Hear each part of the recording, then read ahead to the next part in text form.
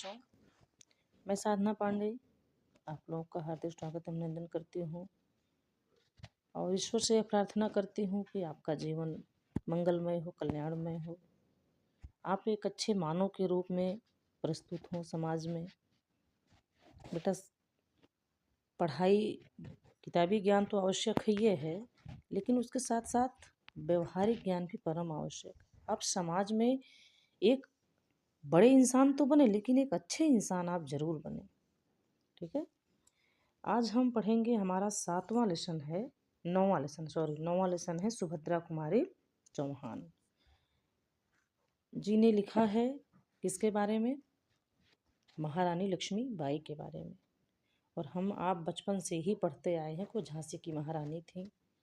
और बचपन से ही हम लोगों ने कविता पढ़ी थी कि बुंदेले हर बोलो के मुँह हमने सुनी कहानी थी, और खूब लड़ी मर्दानी वह तो झांसी वाली रानी थी, है ना। हम आप पढ़े थे बचपन में। अच्छा, इनकी एक कविता, ये वीर रस की एक मात्र कवित्री हिंदी साहित्य की, जहाँ पर महादेवी जी ने अपने दुखों को बड़े रहस्य भाव से प्रकट किया। मीराबाई ने भी भगवान श्री कृष्ण के अनन्य भक्ति करके अपनी पहचान बनाई। और भी तमाम आधुनिक कवित्रियाँ हैं। वहीं पर ये हिंदी साहित्य में एक मात्र वीर रस में कविता करने वाली कवित्री हैं। और वीर रस के साथ साथ इन्होंने वात्सल्य रस का भी भरपूर प्रयोग किया।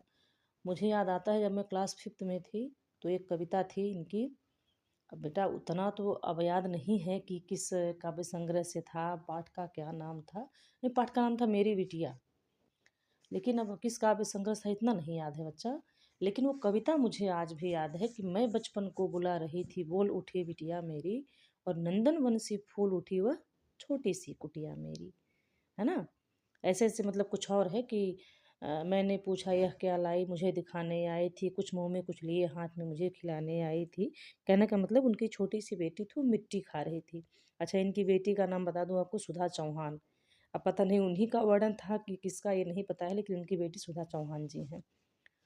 तो जिनकी रचना है मिला तेज से तेज, वो इनकी जीवनी है। सुभद्रा कुमारी चौहान जी को उन्होंने लिखा है, सुधा चौहान जी ने। तो वो इनकी बेटी बचपन में मिट्टी खाकर आती थी। ये पूछती हैं बैठ के, अपने बचपन की बातें याद कर, तब तक इनकी बेटी मिट्टी को खा करके अपने हाथ में लेकर आ गई। तो उन्होंने कहा यह क्या की हो? तो मिट्टी जो बची हुई थी वो इनको खिलाने लग गई। मतलब ऐसे और बड़ी कविता है, लेकिन मुझे देखो जब मैं पढ़ाई तो याद आ गया अपने बचपन की चीज़ें। 5th में हम लोग थे तब वो कविता थी। और 7th में शायद ये कविता थी, बुंदेले हर बोलो के मुँह हमने सुनी कहानी थी, ये कविता। और ये थाल सजा कर किसे पूजने चले प्रात हिम्मत वाले, है ना। और ये थी पर्वत कहता शीश उठाकर तुम भी ऊंचे बन जाओ। ये सब कविता हम लोगों ने क्लास 5th 6th इत्यादि में पढ़ी थी। तो हम देख लेते हैं, सुभद्रा कुमारी चौहान जी का जन्म इलाहाबाद में हुआ था। कब हुआ था? सन 1904 में हुआ था। और निहालपुर एक जनपद है उत्तर प्रदेश में, एक जिला है, वहाँ पर हुआ था इनका। और इनके पिता का नाम रामनाथ था। अल्पायु में ही इनका विवाह खंडवा में होता है, लक्ष्मण सिंह जी से इनका विवाह हो जाता है। और ये बचपन से ही कविताएं करती थीं, और ऐसी मतलब बचपन से इनमें रुचि थी। और आगे चलकर इन्होंने जो कविता लिखी वो विश्व प्रसिद्ध हो गई। छोटे छोटे बच्चे इस कविता को भले न जाने किसने लिखा, लेकिन वो कहते हैं बुंदेले हर बोलो के मुँह हमने सुनी कहानी थी, और खूब लड़ी मर्दानी वह तो झांसी वाली रानी थी। और बेटा, ये कविता कोई साधारण कविता नहीं है। अगर वास्तव में वो देशभक्त है तो रोंगटे खड़े कर देती है ये कविता। आप पढ़ेंगे ना तो आपको ये लगेगा कि सोचो, जो आज की जो नई लड़कियां हैं ना, मैं उनके लिए कहना चाहती हूँ कि आपके पूर्वजों में ऐसी ऐसी महारानियां, ऐसी ऐसी बालाएं, कन्याएं हुई हैं। आप उनके नक्शे कदम पे चलिए। आप पश्चिमी सभ्यता को अपना करके छोटे कपड़े और तमाम तरह के रील में मत फंसिए, है ना। मैं उनको इस कविता के माध्यम से संदेश भी देना चाहती हूँ। अरे, हमारे देश की महारानी पद्मिनी थी जो जौहर में कूद गई 16,000 रानियों को लेकर के, लेकिन अलाउद्दीन की उन पर परछाई तक नहीं पड़ने पाई। तो आप ऐसे बनिए ना। महारानी झांसी की रानी देखिए, रानी चेन्नम्मा, सावित्रीबाई फुले, आप कितने लोगों को लेंगे? इसका एग्जाम्पल देखिए, हमारे यहाँ एकदम भरे पड़े हैं सब। उनका आप आदर्श लेकर अपना जीवन आगे बढ़ाइए। तो इनका जन्म 1904 ईस्वी में इलाहाबाद के निहालपुर गांव में हुआ था। पिता का नाम रामनाथ सिंह था। इनकी पढ़ाई लिखाई भी प्रयागराज के एक ऑर्थोवेस्ट महिला कॉलेज से ही हुई, गर्ल्स कॉलेज से हुई। छोटी अवस्था में इनका विवाह हो गया लक्ष्मण सिंह चौहान जी के साथ, खंडवा के जो थे मध्य प्रदेश के। और शादी के बाद ये महात्मा गांधी से एक बार मिली तो बड़ी प्रभावित हुई। उन्होंने अपनी पढ़ाई लिखाई छोड़कर देश प्रेम के लिए राष्ट्रीय आंदोलन में भाग लेने लगी और स्वतंत्रता के लिए कई बार ये जेल भी गईं। और अच्छा, इनकी काव्य प्रतिभा जो थी वो माखनलाल चतुर्वेदी के प्रोत्साहन से और भी आगे बढ़ी। माखनलाल चतुर्वेदी जी आपके कोर्स में है ना, जिनकी रचनाएं हैं मुकुल हिम तरंगिणी, हिम करीटनी और साहित्य देवता, बेड़लो गोजे धरा, है ना, इत्यादि रचनाएं हैं उनकी। तो जब ये उनसे मिली तो इनकी काव्य रचना और भी प्रखर हुई। अच्छा, इनकी रचनाएं हैं मुकुल त्रिधारा, सीधे साधे चित्र, बिखरे मोती, उन्मादिनी, वीरों का हो कैसा बसंत, है ना। इन्हें मुकुल और बिखरे मोती पर जैसे मुकुल का काव्य संग्रह है और बिखरे मोती कहानी संग्रह है, तो इस पर इनको शेक्सपियर पुरस्कार भी मिला। अच्छा, इनकी भाषा कैसी थी? ये ज़्यादा साहित्यिक व्याकरणिक नहीं बनाया इन्होंने, उसमें अलंकार हो, रसछंद हो, ये सब नहीं है। इन्होंने बस सीधे साधे शब्दों में उसको जनमानस में उतारने का प्रयास किया बेटा। और इस तरह से हिंदी साहित्य की सेवा करते हुए यह हिंदी की अमर गायिका सन 1948 ईस्वी में अपने इस नश्वर शरीर को पंचतत्व में विलीन कर दी। ये आज हमारे बीच तो नहीं है, लेकिन इनकी जो रचना है वह छोटे छोटे बच्चों के भी होठों पर एकदम अंकित है, जान लीजिए। हमने कहा ना कि हम लोग बचपन से ही इनकी कविता को पढ़ रहे हैं, झांसी की रानी। आज हम उसको देख लेते हैं। तो यह कविता सुभद्रा कुमारी चौहान द्वारा रचित त्रिधारा काव्य संग्रह से संकलित है, जिसमें इन्होंने महारानी के शौर्य, उनके ओजस्वी कार्यों का अपने बड़े ही ओजस्वी वाणी में वर्णन किया है। लक्ष्मीबाई की समाधि को उन्होंने कहीं पर लीला स्थली कहा है तो कहीं स्मृतिशाला कहा है। उन्होंने यह भी बताया है कि यह भले ही छोटी समाधि है, लेकिन यह अपने आप में अलौकिक है, दिव्य है। इससे बड़ी बड़ी समाधियाँ भले ही हैं संसार में, लेकिन उसका उतना महत्व नहीं है। उसमें बस छोटे मोटे जीव जंतु रात में रेंगते हैं, टहलते हैं। बाकी जो गुणगान झांसी की रानी का है वो अन्य बड़ी बड़ी समाधियों का नहीं है। क्यों? क्योंकि उन्होंने अपने आप को देश पर निछावर कर दिया। कहीं ना कहीं स्वतंत्रता की पहली चिंगारी झांसी की रानी द्वारा ही सुलगाई गई बेटा। 1957 की क्रांति आप पढ़िए, और पढ़ भी रहे होंगे शायद, 9-10 में होगा बचपन से, मतलब 6-7-8 में आप पढ़े ही होंगे। मध्यकालीन वाला जो भारत का आप पढ़ते हैं इतिहास, तो इसका और भी बृहद रूप आपको 9-10 में शायद मिले हिस्ट्री में। तो हम इसका अर्थ देख लेते हैं बेटा, थोड़ा सा इसको हम बड़ा करें तब मजा आएगा पढ़ने में।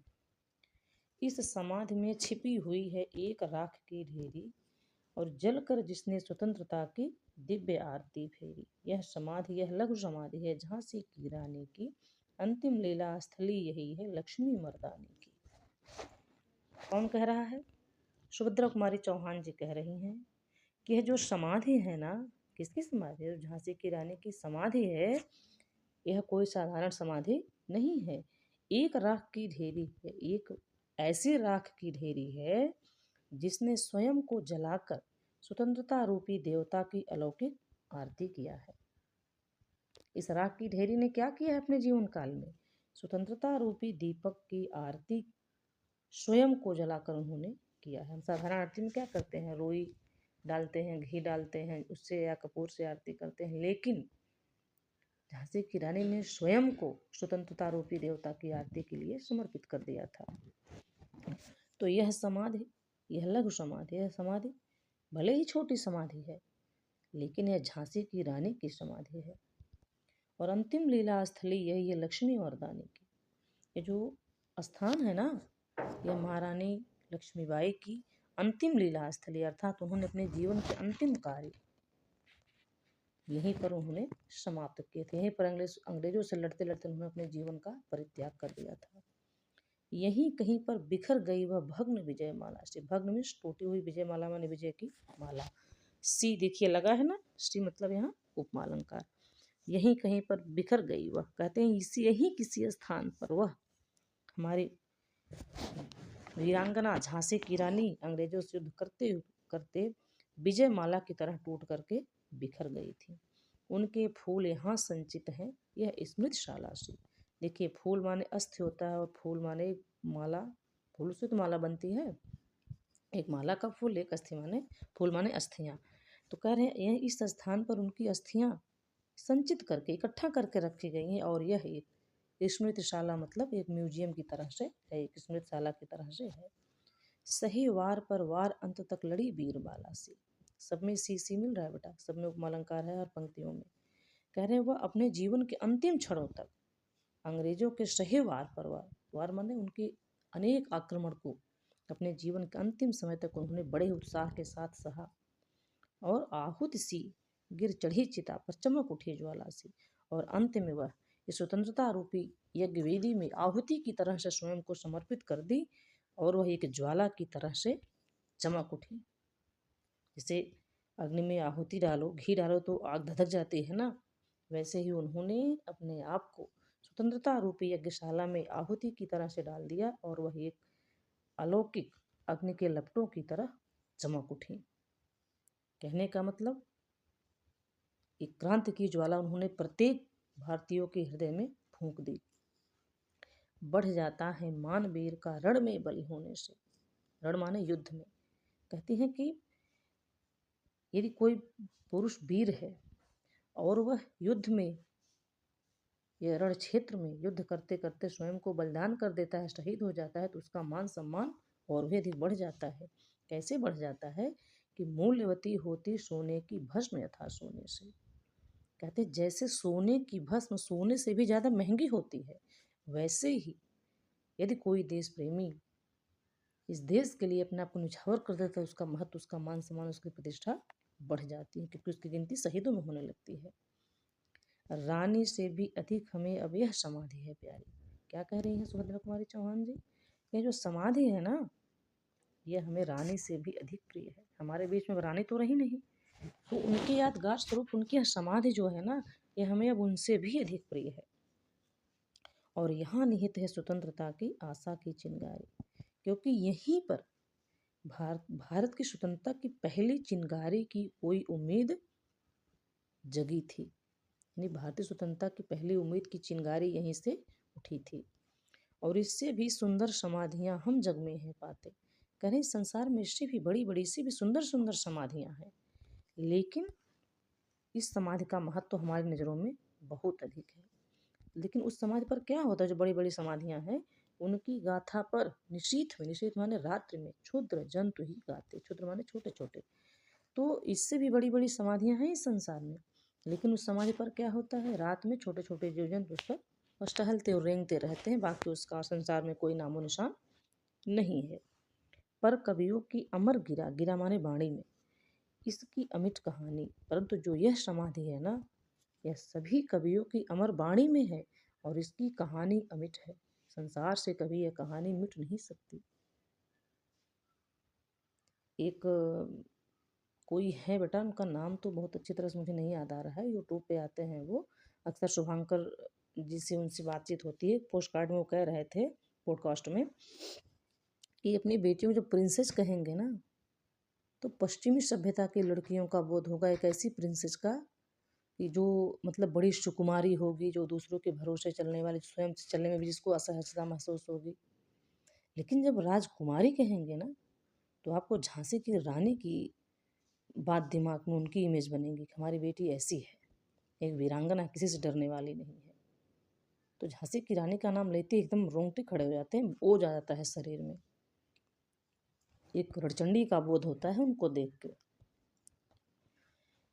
तो क्या कह रहे हैं कि पर कवियों की अमर गिरा में इसकी अमिट कहानी। कहते समाधियाँ तो बहुत सी हैं, लेकिन जो अल्लाह समाधि है ना, ये कवियों की वाणी में अमर है, और संसार में इसकी कहानी कभी मिट नहीं सकती है।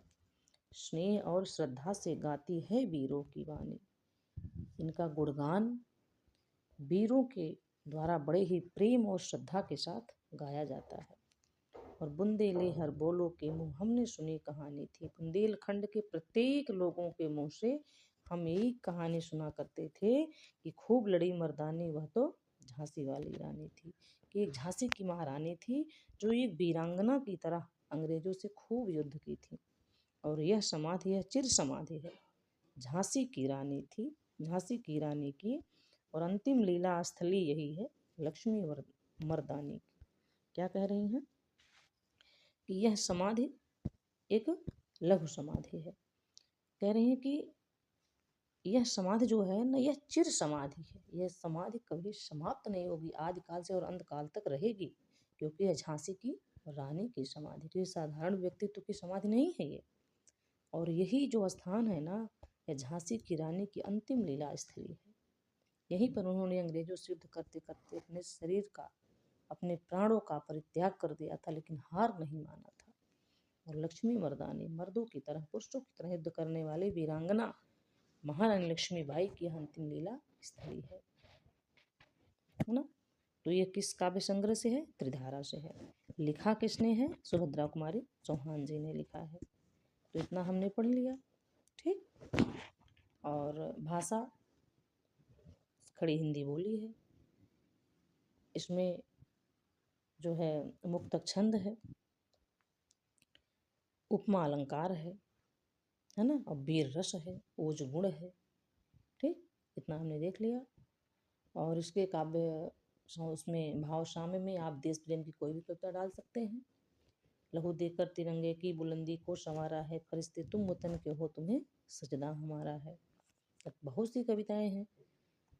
एक भारतीय वीर यही उपेक्षा रखता है कि मैं भारत की मिट्टी का अमित गुणगान करता हूँ, यहाँ की चांदनी मिट्टी का मैं भारत का हरदम अमिट सम्मान करता हूँ, यहाँ की चांदनी मिट्टी का गुणगान करता हूँ, और मुझे चिंता नहीं है स्वर्ग जाके मोक्ष पाने की, तिरंगा हो कफन मेरा, यही अरमान रखता हूँ।